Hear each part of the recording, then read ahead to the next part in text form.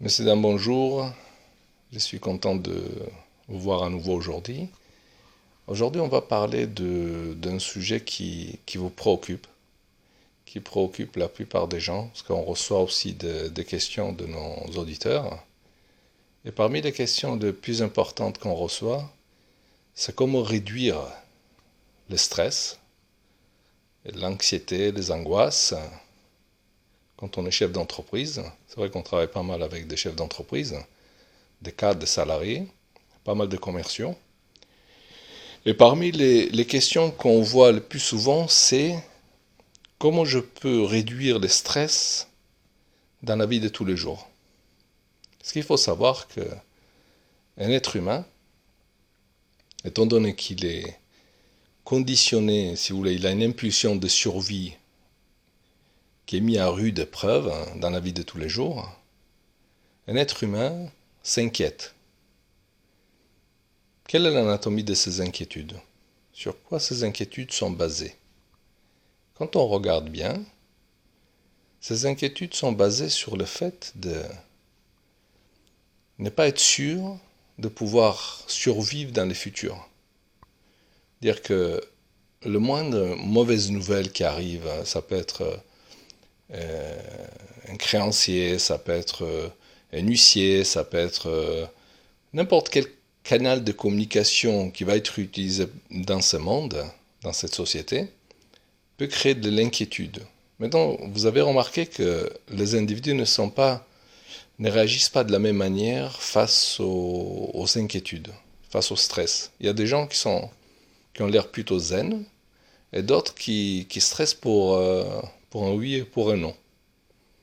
Donc, quelle est l'anatomie de ce stress? Pourquoi ça impacte autant les gens? En fait, si vous regardez bien, parmi les raisons majeures, c'est la relation que l'individu a avec la notion du temps.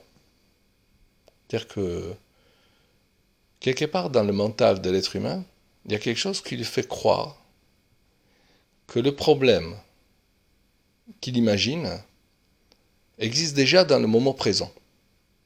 Donc il est là, il vient de penser à quelque chose qui risque de lui arriver, et la glande surrénale va sécréter tout de suite de l'adrénaline et créer un état de stress dans le corps humain, au même titre que s'il est dans la jungle, il a un lion qui lui court après. Donc, il a l'impression d'être en danger de vie. Mais est-ce que c'est danger réel ou imaginaire? Dans la plupart des cas, l'être humain stresse pour des choses qui sont plutôt imaginaires, pas des choses réelles. Il se trouve en train de dormir dans son lit, par exemple, tout va bien. À 3 heures du matin, il est éveillé et il s'inquiète. Pourquoi l'individu s'inquiète à 3 heures du matin ou à 2 heures du matin et il n'arrive plus à dormir?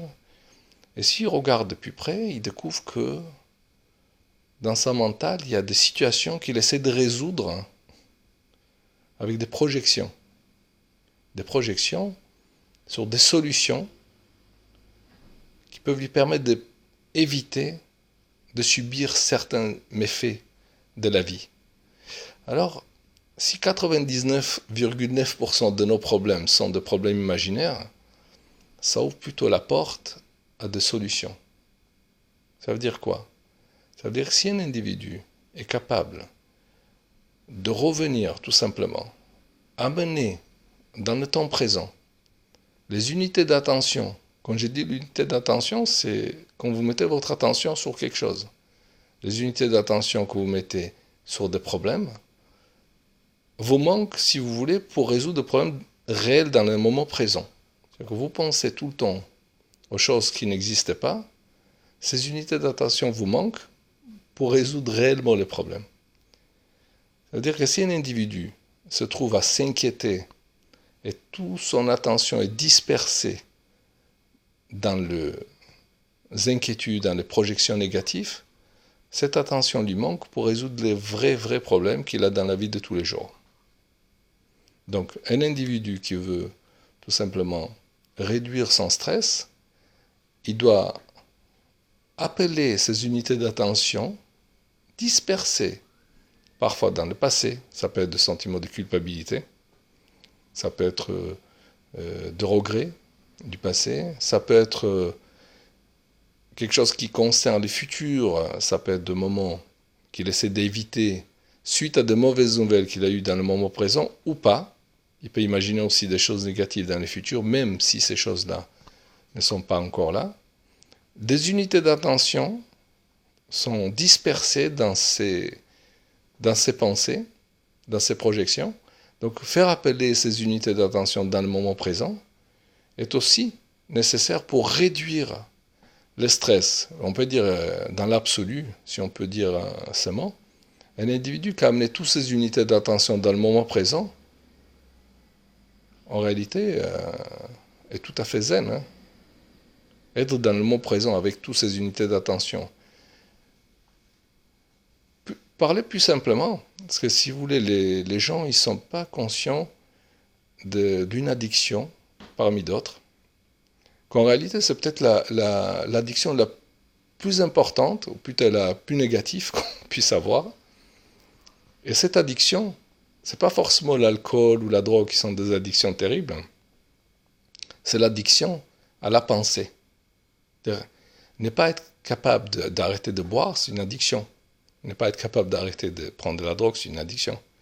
Ne pas être capable d'arrêter de penser, c'est une addiction. Et c'est une addiction qui fait souffrir. Parce que cette addiction qui vous prend à 3 heures du matin, à 2 heures du matin, et qui vous pompe toutes les unités d'attention disponibles que vous avez besoin pour être bien, toutes ces unités d'attention nécessaires pour vivre bien, arrivent sous forme de pensées que vous n'arrivez pas à arrêter. Donc si on parle des addictions terribles, celle-là, elle est peut-être la plus gratinée. C'est peut-être la pire addiction qu'on a. Ne pas être capable d'arrêter de penser, ne pas être capable d'arrêter de penser à des choses qui ne sont pas dans le moment présent, c'est une addiction.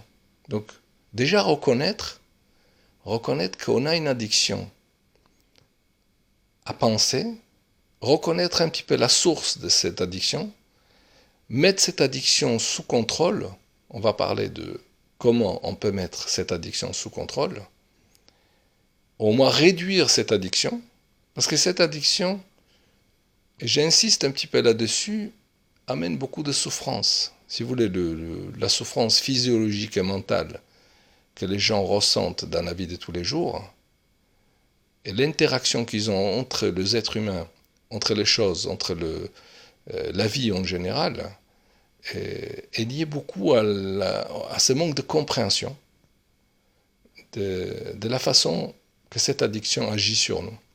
Et à la base de cette addiction, l'anatomie de cette addiction, vous savez quelque chose, une fois qu'il a été vu, perd de sa puissance. L'anatomie de cette addiction, c'est être convaincu que tout est lié à la survie. C'est-à-dire que vous avez ce qu'on appelle l'impulsion. L'impulsion, c'est quelque chose d'impérial, c'est quelque chose que on a du mal à... Impulsion de survie, si vous voulez, c'est quelque chose qu'on a du mal à contenir. Vous donnez quelques exemples pour pas que ça soit trop virtuel. Si vous cessez de manger, vous avez déjà eu faim, mais si vous cessez de manger pendant quelques jours, vous allez comprendre que la résistance à cette impulsion de survie, c'est-à-dire le corps doit se nourrir, cette impulsion est très puissante. Vous arrêtez de boire, il y a une volonté impériale, quelque chose qu'on a du mal à résister. Vous avez soif, mais ça peut atteindre des niveaux. Ça peut être hallucinant, c'est-à-dire la souffrance qu'on peut ressentir par la soif, c'est inimaginable. Et arrêtez de respirer. Vous arrêtez de respirer au bout de quelques secondes, on commence à sentir quelque chose qui nous pousse. Et si on ne va pas dans le sens de cette impulsion, on a de la souffrance. Donc ces impulsions-là, si je continue à vous donner des exemples, vous allez dire, il a l'air de plutôt parler de quelque chose qu'on peut constater. Lutter contre ces impulsions, ça crée de la souffrance. Donc, quand un individu est stressé, il a l'impression qui ne va pas persister tel qu'il le pense dans le temps en tant que matière et énergie. Il va ressentir qu'il est menacé. Ces impulsions de survie qu'on ressent représentent une des raisons pour lesquelles la souffrance générée est très importante. Donc, comprendre que pas tout est lié à la survie en réalité. On peut mieux survivre en étant moins stressé. Mieux survivre en étant moins stressé. Pourquoi? Parce que avoir des unités d'attention cristallisées, et je répète le mot cristallisées, dans les inquiétudes, n'a rien à voir avec réussir de mieux survivre. En fait, pour conclure cette intervention plus ou moins, je vais peut-être en parler un petit peu après parce que je n'ai pas de notes. Tout ce que j'ai dit, je l'ai dit comme ça me vient. Si vous voulez une méthode pour mieux survivre, je vais vous la dire très simplement.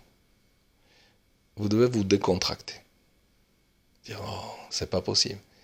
Face à toutes ces épreuves, une grande partie, je vous parle de 99% de vos soucis et vos problèmes sont d'origine mentale. Ce n'est pas quelque chose qui est dans le temps présent. Si le fait de vous décontracter, ayez confiance dans le moment présent, décristallisez vos unités d'attention dispersées dans des pensées, des situations qui vont peut-être jamais arriver, qui sont en train de vous pourrir la vie maintenant. Si vous décristallisez vos pensées en amenant vos unités d'attention dans le moment présent, ça peut être n'importe quelle activité. Vous pouvez faire du vélo, courir, lire un livre.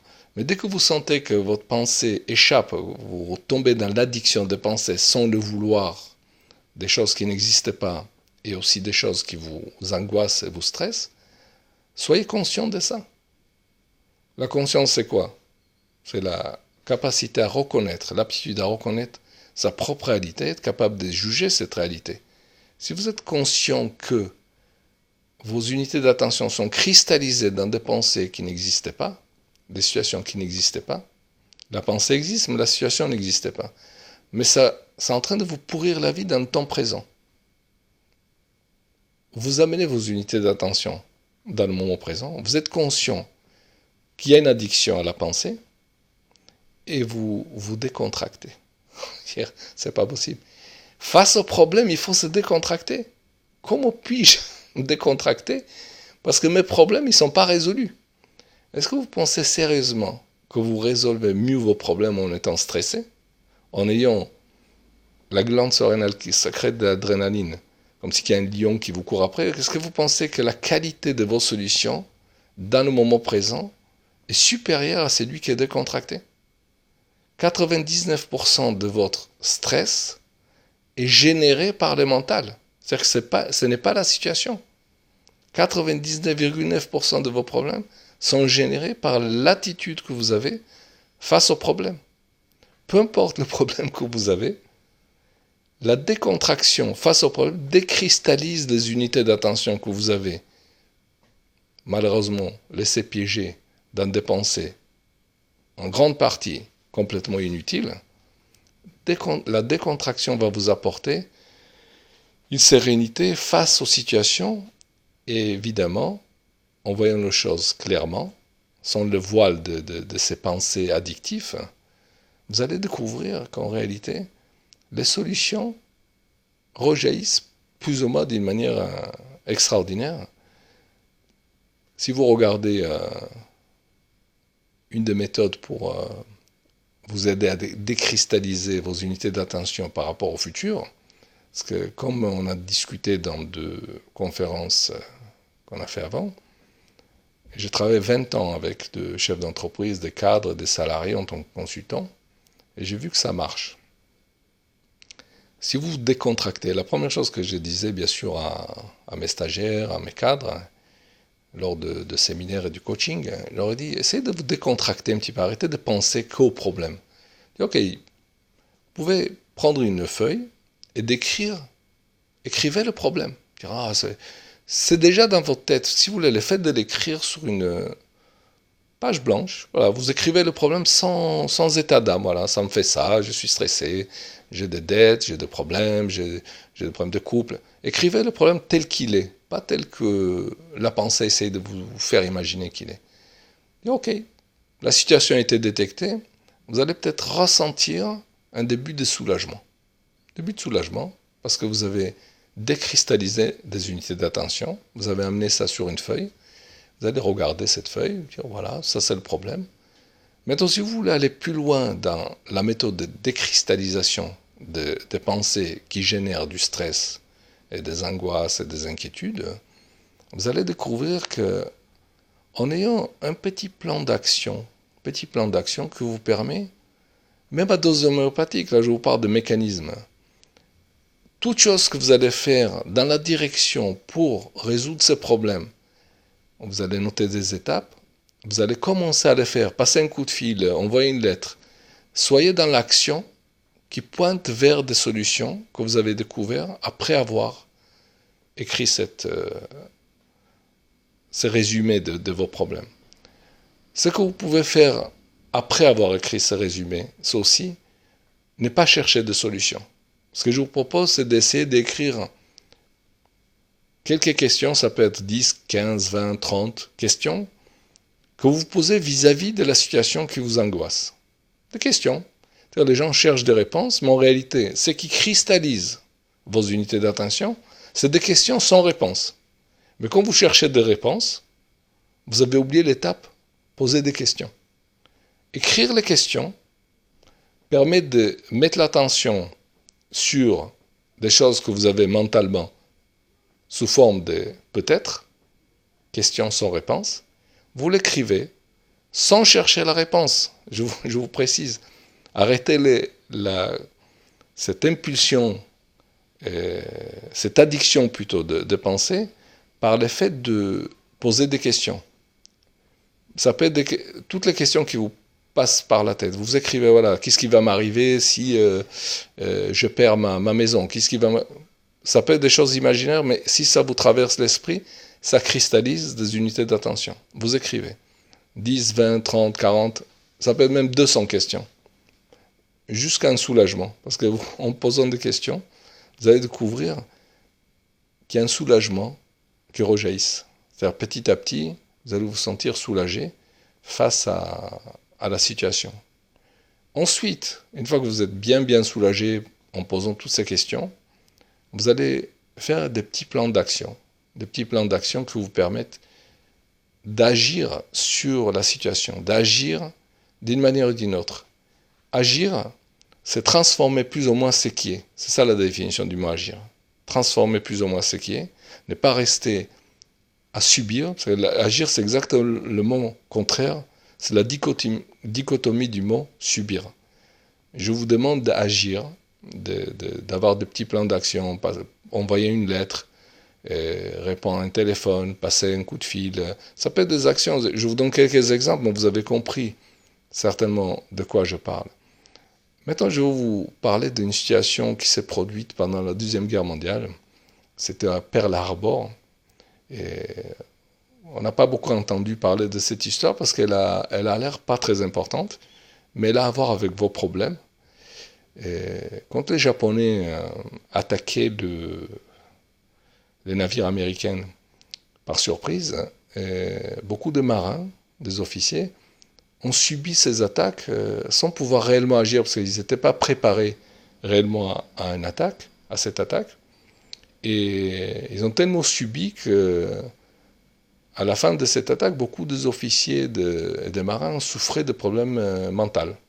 C'est-à-dire qu'ils étaient en très très mauvais état par le fait qu'ils ont trop subi. Par contre, il y avait un remorqueur qui était dans le port, qui n'était pas armé pour faire face à l'attaque de ces avions. Et dans ce remorqueur, comme il n'y avait pas d'armes, il y avait des marins, bien sûr.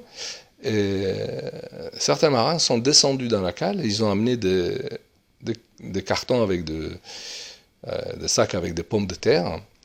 Et ils ont pris les pommes de terre et ils ont jeté les pommes de terre sur les avions. Ça a l'air complètement hallucinant, cette histoire, mais c'est une histoire vraie.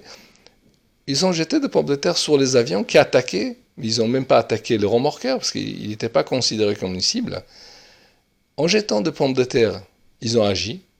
Face à une situation sur la plupart des marins, malheureusement, ils ont subi. Et à la fin de l'attaque, ils sont rentrés au port et il n'y en a pas un seul marin qui a souffert de problèmes mentaux. Suite à l'attaque, on dit quoi? Mais ils ont fait quelque chose qui n'avait pas vraiment aidé. C'est-à-dire qu'il n'y avait pas quelque chose d'efficace dans le fait de jeter des pommes de terre sur des héros qui attaquent ces avions japonais, les kamikazes qu'on appelle. Mais ça a à voir parce que, si vous voulez, une des raisons pour lesquelles vous cristallisez vos pensées dans des problèmes, c'est parce que vous ne jetez pas de pommes de terre sur des avions. Ça a l'air complètement hallucinant. Mais si je vous demande de faire un essai, peu importe le problème que vous avez, une fois que vous avez passé l'étape, écrire le problème, bien en détail, sans état d'âme, posez toutes les questions qui vous passent à l'esprit pour que ces problèmes soient vus sous forme de questions. Cherchez pas de réponse pour le moment. Et ensuite, des plans d'action sur des étapes qui vont vous aider à résoudre ce problème, tout simplement en passant même à dose homéopathique dans la direction pour résoudre ce problème. Vous allez voir que les unités d'attention que vous avez sur des pensées addictives, inutiles à 99%, stressants, produisant de l'adrénaline et créant de la souffrance, vont se disloquer. Parce que les problèmes que vous avez sont dans le temps présent. Et vous pouvez agir dans le moment présent sur ces problèmes.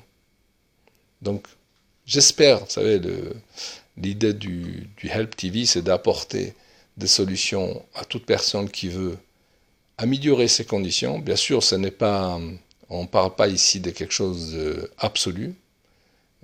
On pointe vers des solutions qui marchent, et vous pouvez agir là-dessus. Et parmi les outils que j'ai mis en place, c'était aussi les logiciels SAA, Sigler Ability Analysis. C'est un questionnaire de 87 questions qui détecte en large mesure, je ne dirais pas tous les détails pour ne pas fausser au cas où vous avez décidé de remplir ces questionnaires. Et ça permet de détecter dans quel état de cristallisation et d'addiction de pensée se trouve l'individu sur des paramètres comme la responsabilité, la communication et d'autres. Donc ça peut tout simplement donner une photographie instantanée de l'état dans lequel se trouve l'individu dans le moment présent. Bien sûr, les solutions qu'on propose, que ce soit sous forme de coaching ou des audits en entreprise ou même des entretiens individuels avec de patrons d'entreprise, des cadres, permet de travailler, ça nous permet de travailler sur une base, inner engineering, on va dire, ingénierie intérieure, basée sur ces questionnaires, mais ce qu'il y a derrière ces questionnaires, bien sûr, c'est le sujet en grande partie que je viens d'évoquer. Donc, à vous de regarder, commencez à utiliser, mon but c'est de vous aider, commencez à utiliser ces données de coaching qui ont marché dans plus de 300 entreprises et qui ont apporté énormément de bien et de solutions. C'est juste un outil parmi d'autres que je vous propose bien sûr dans le but de vous aider. Essayez de l'appliquer et faites-nous savoir comment ça vous a aidé, ça nous intéresse. Et au fur et à mesure, on va essayer de faire des vidéos qui aident les gens en fonction aussi de la demande qu'on reçoit. Voilà. J'espère que vous passerez une excellente semaine et que grâce à ces données, votre addiction à la pensée et toutes ces pensées cristallisées qui malheureusement réduisent le bien-être que vous avez dans la vie de tous les jours, j'espère que ça va vous aider. En tout cas, ça a marché dans le passé et ça peut marcher évidemment pour vous si vous l'appliquez de cette manière-là. Voilà. Excellente semaine pour vous tous. Au revoir.